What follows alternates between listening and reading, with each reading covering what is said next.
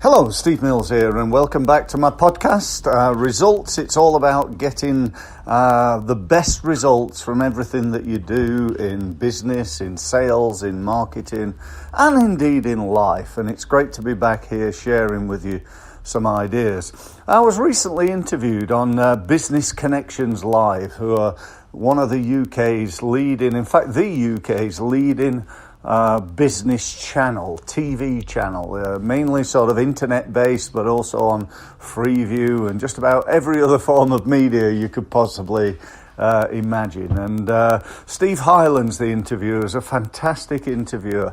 And, one thing about Steve is he's really, really good at, he has that way with him, that ability to get the best out of people, I think. And every time I have been interviewed by him, I sort of come away feeling, it's gone really well. And I think that's clearly, down to Steve, really, and the way he makes people feel.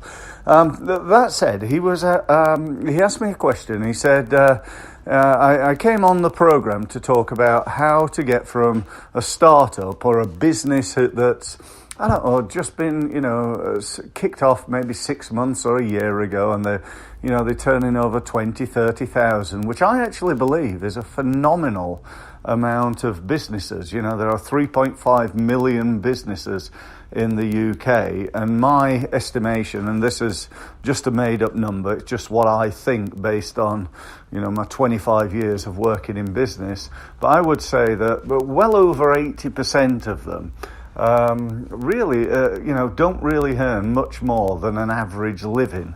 They're supposed to be businesses, and some of those guys are just lifestyle businesses. They're, a mom that wants to earn a little bit of money in her spare time to pay for holidays and things like that, and I totally respect that. But there are also a significant amount of those people who really, they've put their families, their homes, their lives, their reputation on the line. They've left full-time employment and with a hope that, one day they'll be, rich and famous, or, at least rich. And, they're still earning, 30, 40, perhaps even 50,000. And, this talk that I gave on Business Connections Live was all about how to get to 100,000. And Steve asked me this question. He said, is it really possible to go from, startup to 100 grand in 6 months or less? Is that realistic?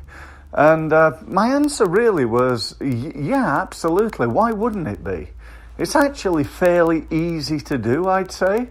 Now, don't get me wrong, that doesn't mean, it's easy in terms of, you don't have to put much effort in to do that, or, you don't have to invest some time and money in order to do that. You absolutely do. This is not like it's not about a get-rich-quick system, it's just not about, some easy way of getting 100 grand, because, there is no easy way of getting 100 grand, I don't think, and if there is, please tell me about it. But this is about looking at whatever business you're in. I'll use an example of an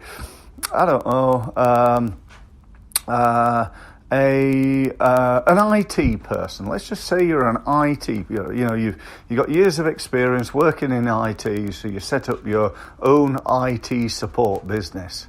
And, you've been turning over 20, 30 grand for a few years. The question is, how are you going to get to 100 grand within the next 6 months? So I would say that one of the first steps you want to do is to look at the low-hanging fruit. What is there out there that you could do immediately and quickly to get some money into that business? So are there leads that you haven't really followed up effectively? Are there past customers or people that you know that you've not really approached, and certainly you've not approached them often enough? Have you got anybody who was a past customer who have just not got back to you? I've over the last 25 years, I look back at my career with in terms of IT and the people that I've used. I've probably used, I don't know, about maybe half a dozen different people to help me with some IT problem that I had, whether it was a software or normally a computer type problem that, my computer had, stopped working or emails weren't working and, just the mundane things like that happen. And I can tell you what, none of those people have ever got back to me. I've contacted them, asked them for some help, and I've had no further marketing from those people, literally ever. And, I don't know, there's an opportunity there. I'd also say, what about the people that you're already working with? There's an old saying in marketing that your best chance of selling something is to sell it to somebody that you already sell something to. So in other words, the sort of cross-selling opportunity. People pigeonhole you. They, for me, for example, they might come on a LinkedIn workshop and pigeonhole me as, Steve's the LinkedIn guy. We go to him for LinkedIn training and advice, not realizing that we can also develop that person a new website. We can do other types of training. We can do mentoring. We can help them with Facebook or with email marketing or with copywriting and so on and so forth. So if that person pigeonholes me into that particular group, whose fault is that? Whose fault is it that they see me as the LinkedIn guy or the Facebook guy or the email marketing guy? It's totally and utterly my fault. So there's, I've obviously not got time on this webinar to talk about, sorry, not webinar, it's a podcast, isn't it? I'm on a podcast, Steve, get real. Okay, so I've not got time on this podcast to talk about all the different ways that you can, pick the low-hanging fruit. But there's a few, Go to your past customers, go to your current customers, and, look at the people that you knew in your past life, as it were, and possibly, go and contact them and get in touch with them.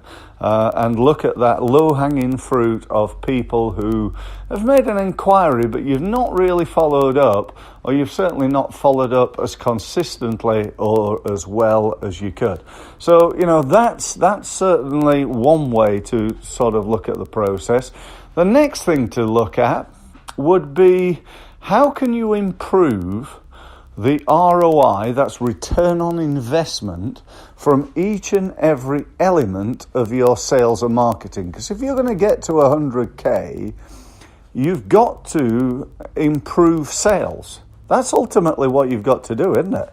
If you think about it, if you're turning over 30 grand, you want to get to 100 grand, how are you going to do that?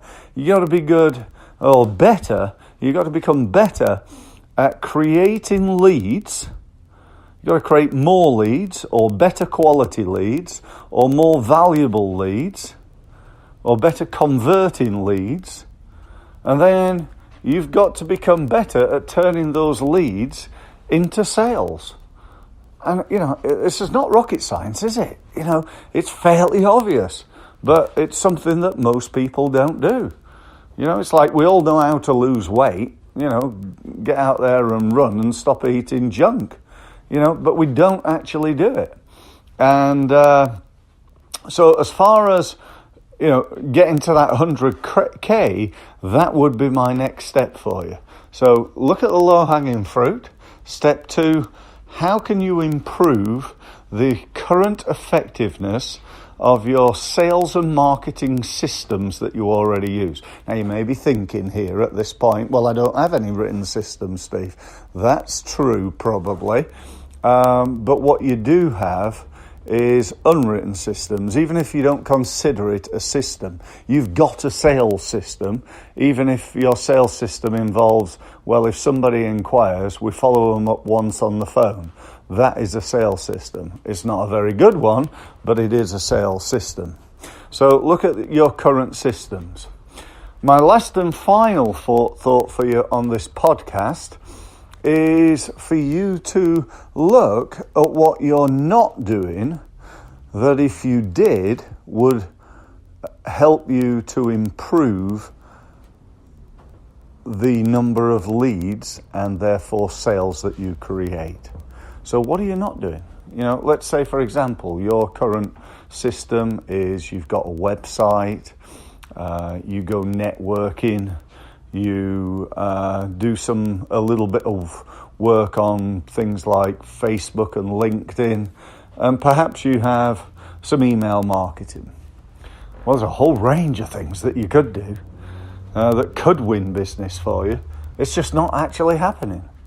If you don't have a referral system, what about that? If you're not doing Google pay-per-click advertising, if you've not optimized your website using search engines, if you've not going networking, if you're not exhibiting, there's a whole range. There's probably literally hundreds of things that you could do that you're not doing. And my advice to you, as far as this is concerned, is don't try and do everything. You can't just go from, I'm doing 3 marketing things to I'm doing 33 marketing things. Well, you can, but it's probably not going to work very well. So what you need to do is to probably find something new that you are not currently doing. Don't then go and throw a load of money at it, because you'll probably waste that money. You've got to become, or at least have a level of expertise in that particular thing. Let me use Facebook pay-per-click advertising as an example. Facebook pay-per-click advertising is a great opportunity for many, many businesses. In fact, I'd go as far as to say for most businesses. However, if you don't know how to do it, the chances are all you're going to do is get a load of cash and just throw it down the toilet, because it's not going to work for you. And that's what happens so often in business. People who've got no experience don't really fully understand how to do it.